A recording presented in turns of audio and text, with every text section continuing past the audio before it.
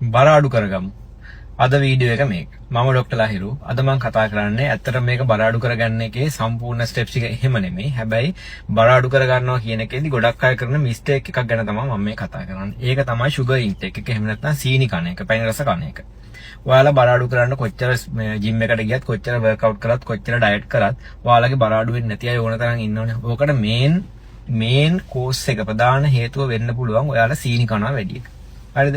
Diet කරනවා කියලා බත් චුට්ටක් කනවා, එළවලු කනවා, ඊට පස්සේ තෙල් කන්නේ, පිටි කන්නේ කිය ඔහොම ඉන්නවා. හැබැයි ඇත්තටම දවසට වේල් දෙකයි කන්නේ, උදේට කන්නේ, ඔහොම ගොඩක් රැයට කන්නේ, ඔහොම ගොඩක් අය කරනවානේ. ඔය මොක කරත් වැඩක් නැහැ. ඔයාලා සීනි කනවා. තේරුණාද? ඒකට හේතුව මං ඉස්සරහට පැහැදිලි කරන්නම්. හරිද? එතකොට මෙහෙමයි කතාව. අපේ ඇඟේ primary energy source එක glucose. හරිද?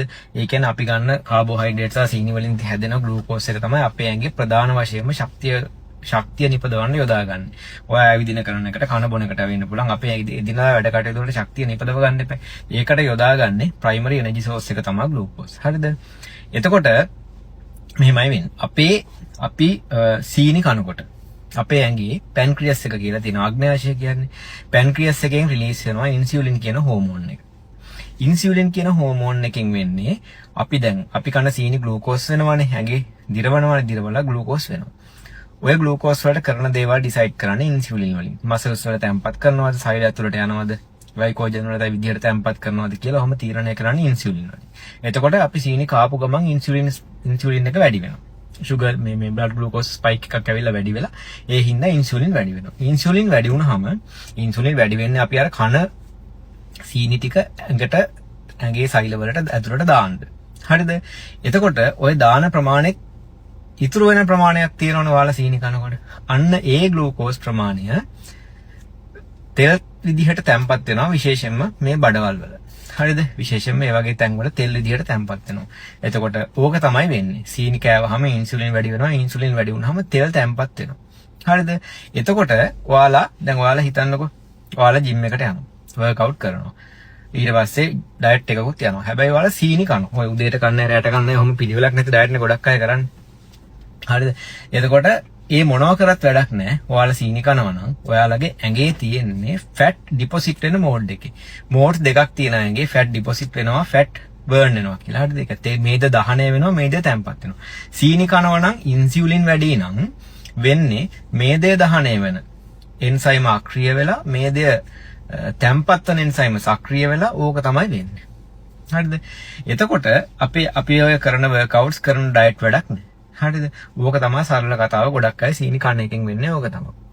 එතකොට ඔයාලා කරන්න ඕනේ, ඔයාලා වර්ක්අවුට් එකක් යනවා නම්, ඩයට් එකක් යනවා නම්, ડોක්ටර් කෙනෙක්ගෙන් හරි ඩයටිෂියන් කෙනෙක්ගෙන් හරි ඩයට් ප්ලෑන් එකක් හරියට ගන්නවා නම් ඔයාලට සීනි කන්න එපා කියන එක කියනවනේ. සමහරව එහෙම කරන්නේ නැහැනේ. සමහරව නිකන් ඩයට් එකක් යනවා, වේලක් ස්කිප් කරන එක, පොඩ්ඩක් කන එක. ඒ වගේ දේවල් නේ කරන්නේ. හැබැයි sugar skip කරන්නේ නැහැ. sugar cut කරන්නේ නැහැ. එතකොට ඔයාලට කෙට්ටු වෙන්න බෑ. හරිද? එතකොට දැන් කාබෝහයිඩ්‍රේට් ඕන තමයි. ඔයාලා වර්ක්අවුට් කරනවා කාබෝහයිඩ්‍රේට් ලෙවල් එකක් ඕන. හැබැයි ඒවා කැල්කියුලේට් කරලා හරියට ගන්න ඕනේ. නැතුව ඔහේ සීනි කනවා නම් ඔයාලට කෙට්ටු වෙන්න බෑ. ඕක තමයි කතාව. අනිත් එක තමයි දැන් මම ෆැට් ඩිපොසිට් වෙන එක ගැන කිව්වේ. දැන් අපේ හිතන්නකෝ ඔයා ඔයාගේ බඩ තියෙනවා. තෙල් තැම්පත් වෙලා. ඕක බර්න් කරන්න ජිම් එකට යන කට්ටිය ඉන්නවනේ.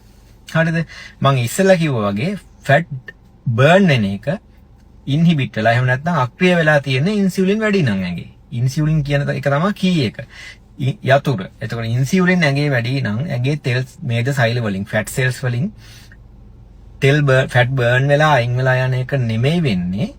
තවත් තැම්පත් වෙන එක. ප්‍රධාන ශක්ති ප්‍රභාවය විදිහට පාවිච්චි කරන්නේ. එතකොට ඇඟේ තියෙන ග්ලූකෝස් අය වල වොන් තරම් සීනි කනවනේ. එතකොට ෆැට් ශක්ති ප්‍රභාවයක් විදිහට පාවිච්චි කරන්නේ නැහැ. එතකොට කෙට්ටු වෙන්නේ නැහැ. ඕක තමයි කතාව.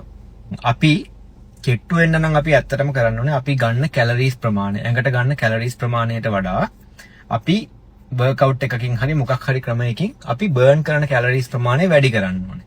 එතකොට අපිට ඒ කියන්නේ කැලරීස් අර ඇඟට එන කැලරීස් ප්‍රමාණය අඩුයි, ඇඟෙන් යන කැලරීස් ප්‍රමාණය වැඩි. ඕකනේ වෙන්න ඕනේ.